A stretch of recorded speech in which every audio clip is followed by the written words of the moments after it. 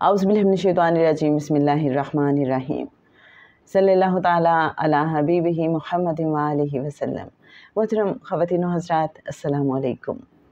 کتاب محمد رسول اللہ صلی اللہ علیہ وآلہ وسلم والیوم 3 کے ساتھ آپ کی خدمت میں حاضر ہیں۔ بتاتے چلیں کہ یہ کتاب کریم آقا صلی اللہ علیہ وآلہ وسلم کی مہربان منظوری کے بعد جناب خواجہ شمس الدین عظیمی صاحب نے لکھی، اور اس میں قرآن پاک میں جو قصے بیان کیے گئے ہیں انبیاء کے، اس میں پوشیدہ حکمتیں، راز اور قوانین سمجھنے کی کوشش کی جاتی ہے۔ حضرت لوط علیہ السلام کے والد ہاران کمسینی میں عالم ناسوت سے عالم آراف میں منتقل ہو گئے تھے۔ حضرت لوط علیہ السلام حضرت ابراہیم علیہ السلام کے بھتیجے تھے۔ حضرت ابراہیم علیہ السلام نے حضرت لوط علیہ السلام کو بیٹا بنا کر پالا پوسا تھا۔ حضرت لوط علیہ السلام کی جائے پیدائش عراق کا قدیم شہر ار ہے۔ یہی شہر حضرت ابراہیم علیہ السلام کا مسکن بھی تھا۔ حضرت لوط علیہ السلام مصر میں نبوت سے سرفراز ہوئے۔ حضرت لوط علیہ السلام کا رنگ سنہرا اور قد درمیانہ تھا، آنکھیں سیاہ اور بڑی تھیں، پیشہ زراعت اور کاشتکاری تھا۔ حضرت لوط علیہ السلام کے بہت سے معجزات ہیں۔ آپ جس وقت بارش کے لیے دعا کرتے تھے تو آسمان بادلوں سے بھر جاتا تھا اور خوب بارش ہوتی تھی۔ حضرت لوط علیہ السلام جس پتھر پر سر رکھ کر سوتے تھے، اس پتھر پر آپ کے سر مبارک کا نشان بن جاتا تھا۔ حضرت ابراہیم علیہ السلام پر سب سے پہلے ایمان لانے والوں میں حضرت سارہ سلام اللہ علیہا اور حضرت لوط علیہ السلام ہیں۔ شرق اردن اور فلسطین کے درمیان بحر مردار کے کنارے جنوبی حصے میں سرسبز و شاداب وادیاں تھیں۔ یہ علاقے سدوم اور عمورہ کے نام سے مشہور تھے۔ پانی کی فراوانی اور زمین زرخیز تھی، کھیتی باڑی خوب ہوتی تھی، ہر قسم کے پھل، سبزیوں اور باغات کی کثرت تھی۔ یہاں کے باشندے خوشحال تھے اور زندگی کی ہر آسائش انہیں میسر تھی، لیکن قادر مطلق ذات اللہ کو انہوں نے بھولا دیا تھا۔ تکبر سے ان کی گردنیں اکڑ گئی تھیں۔ تمام مخلوق کے لیے پیدا کیے گئے وسائل کو وہ اپنی ملکیت سمجھتے تھے اور اس پر اپنا حق جتاتے تھے۔ دوسرے علاقوں کے لوگ جب سدوم اور عمورہ آتے تو ان کو ناپسندیدہ افراد قرار دے کر انہیں ایذا دیتے تھے، ان کا مال و اسباب لوٹ لیتے تھے، اللہ کے عطا کردہ وسائل کو اپنی محنت اور زور بازو کا نتیجہ سمجھتے تھے۔ ابلیس انسان کا ازلی دشمن ہے۔ وہ ہر حال و قال میں انسان کو گمراہ کرنے کے لیے مستعد رہتا ہے۔ غرور و تکبر اور سرکشی ابلیسی طرز فکر ہے۔ اہل سدوم نے اس طرز فکر کو پوری طرح قبول کر لیا تھا۔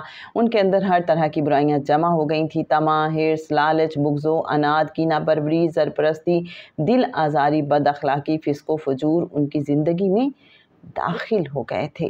ان کے ذہنوں میں شیطنت اس طرح راسخ ہو گئی تھی کہ مثبت سوچ نے ان سے رشتہ توڑ لیا تھا۔ ان کا اوڑھنا بچھونا شیطنت بن گئی تھی۔ ذاتی منفعت اور آسائش کے حصول میں دوسروں کو نقصان پہنچا کر لوگوں کی دل آزاری کرنا اہل سدوم کا محبوب مشغلہ تھا۔ اہل سدوم بڑی تیزی کے ساتھ گمراہی اور ذلت کے تاریک گڑھے میں گرتے چلے گئے۔ قوم اس انتہا تک پہنچ گئی تھی جس کے بعد عذاب الہی پکڑ لیتا ہے۔ سورہ العنکبوت آیت نمبر 29 ترجمہ ہے، کیا تم عورتوں کو چھوڑ کر مردوں کے پاس آتے ہو اور ڈاکے مارتے ہو اور اپنی مجالس میں ناپسندیدہ حرکتیں کرتے ہو؟ سورہ الاعراف آیت نمبر 80۔ پھر یاد کرو جب اس نے اپنی قوم سے کہا، کیا تم ایسے بے حیا ہو گئے ہو کہ وہ فحش کام کرتے ہو جو تم سے پہلے دنیا میں کسی نے نہیں کیا؟ تم عورتوں کو چھوڑ کر مردوں سے اپنی خواہش پوری کرتے ہو۔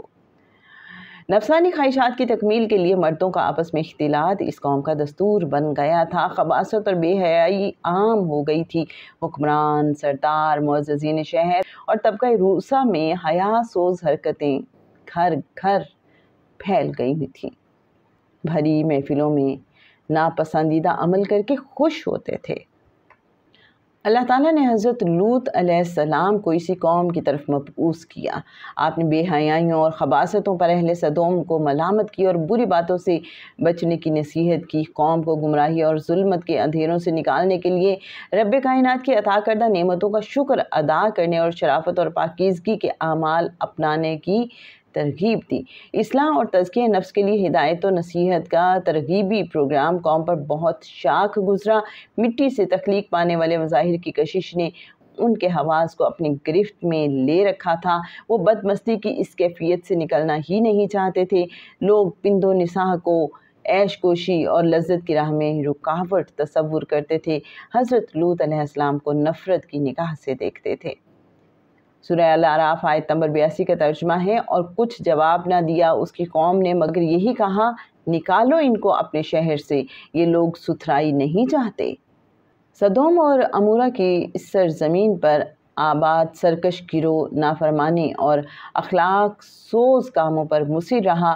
اللہ کے فرستادہ بندے حضرت لوط علیہ السلام نے اللہ تعالیٰ کی ناراضگی اور عذاب سے ڈرایا۔ قوم نے حضرت لوط علیہ السلام کا تمسخر اڑایا۔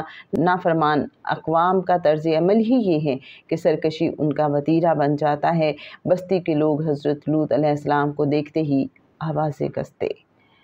جناب، حضرت لوط علیہ السلام کے قصے کو انشاءاللہ نیکسٹ ایپیسوڈ میں ہم کنٹینیو کریں گے۔ آج کے لیے بس اتنا ہی۔